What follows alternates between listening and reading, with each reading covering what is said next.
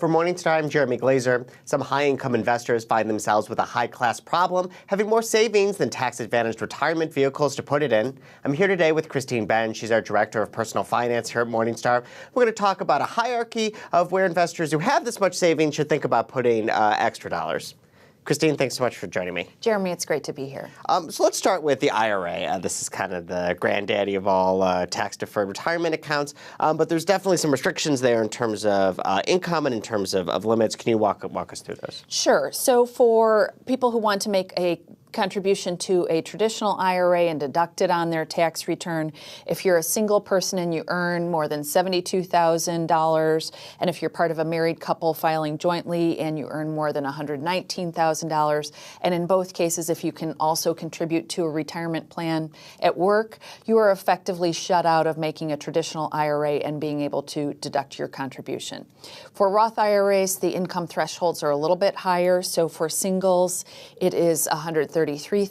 That's the upper limit on what you can have in modified adjusted gross income and still make some type of a Roth IRA contribution. For married couples filing jointly, it's $196,000 in modified adjusted gross income. That's the cap. That's the cutoff. If your MAGI is above that, you're shut out of making a Roth contribution.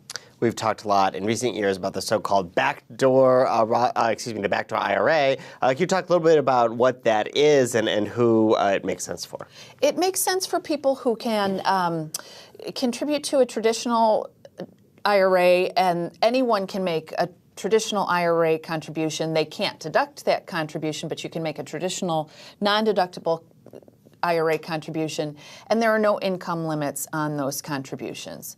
And there are no income limits on conversions. And so that's where this backdoor Roth IRA idea was born. The idea is that you fund this traditional non-deductible IRA, you leave the money in the account only a short period of time before you convert it to a Roth. So that's the basic strategy. It allows high-income folks, specifically high-income folks who are shut out of making a direct Roth IRA contribution because they earn too much, it allows them to get some money into a Roth IRA. That seems like a pretty good deal. What's the catch? What are some of the downsides here? The key catch is if you have additional traditional IRA assets that contain money that has never been taxed. So a great example is if you rolled over a 401k from a former employer into an IRA. So you have this rollover IRA sitting there.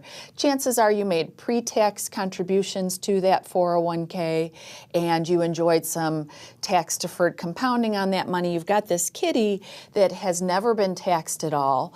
Well, when you do this conversion of your little pool of new IRA assets, the IRS is going to look at all your IRAs in aggregate, and it's going to look at the tax status of all of those IRAs and the taxes that will be due upon the conversion. Even though it's just a little IRA kitty, your new backdoor Roth IRA, the taxation will be based on the ratio of money that's never been taxed to money that has already been taxed. So if you have a big kitty over here consisting of money that has never been taxed before, that will inform the tax treatment of your conversion to your new backdoor Roth IRA.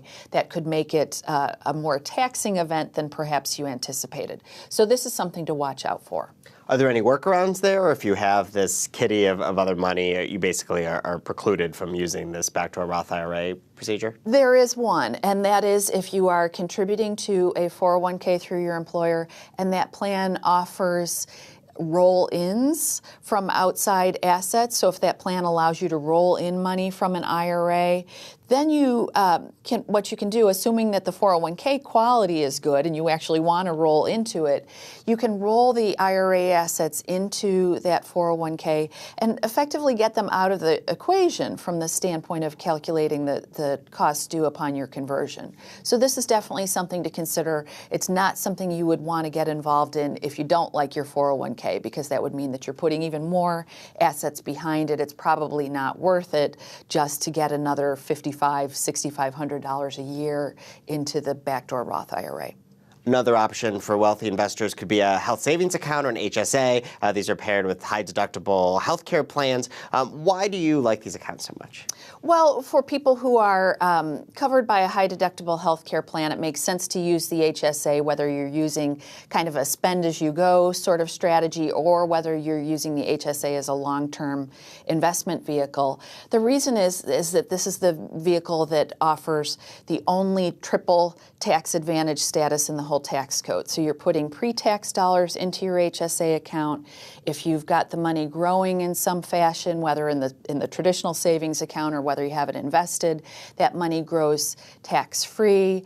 And then if you use the money for qualified health care expenses, those withdrawals are also tax-free. The worst case scenario from a tax standpoint for an HSA is if you need to pull the money out for non-qualified health care expenses. At that point, then the money is treated really a lot like a traditional IRA. So it is taxed at your ordinary income tax rate. So for high-income folks, I think this is kind of a no-brainer, particularly if they're already participating in a high-deductible plan. Think about using that HSA as a supplemental, kind of single-purpose retirement savings vehicle. A lot of employers offer pretty lousy HSAs, though, either high fees or poor investment options. Are you stuck with what your employer has, or can you look elsewhere? Well, I think for many people, from a practical standpoint, it will make sense to contribute to that HSA, have the money come directly out of their paycheck, so stick with that captive HSA. But you can periodically roll the money into an HSA of your choice. So that's a great idea if you are stuck with an HSA that has a lot of fees attached to it, or maybe where the investment choices aren't that good. Use the HSA that your employer provides as kind of a conduit to the better HSA of your own choosing. After-tax 401ks are lesser-known savings vehicles. Could you talk to us about what they are and when you might want to use one? Right. A lot of people are familiar with the standard contribution limits for 401ks. So in 2017, it's $18,000 for folks under age 50, $24,000 for people over age 50. What they may not know is that there's another contribution limit that's for total contributions, and that includes these after-tax contributions. For 2017, that total contribution limit is $54,000, so a much more generous contribution limit. The big question is, though, who would want to contribute after-tax dollars to a 401k, and why would you even do that? And the key benefit is that if you are contributing after-tax dollars to the 401k, when you either leave your employer or you retire, or if your plan allows what are called in-service distributions, you can take that money out and effectively get it directly into a Roth IRA. So you can take your pre-tax dollars, roll those into a traditional IRA. Your after-tax dollars can go straight into a Roth IRA. Thereupon, they can begin tax-free compounding and will enjoy tax-free withdrawals in retirement. So it's a more complicated strategy, one where you probably want to get a little bit of tax advice to see if this is even a viable option for you. Also, make sure that you're looking at these other ideas that we've discussed, the Backdoor Roth IRA, the HSA, before thinking about the after-tax 401k, because from a tax standpoint, the benefits are a little less clear-cut. Finally, you say that wealthy parents who perhaps were planning on paying for college just out of cash flow should still consider a 529 plan. They should, and the reason is that most 529 plans at this point offer you some sort of a state tax break for contributing to the in-state plan.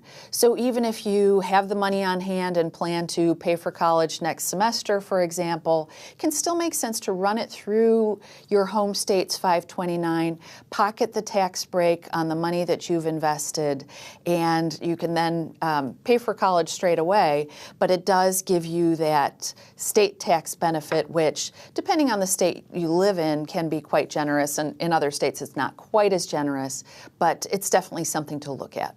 Christine, thanks for sharing these strategies today. Jeremy, great to be here. For Morningstar, I'm Jeremy Glazer. Thanks for watching.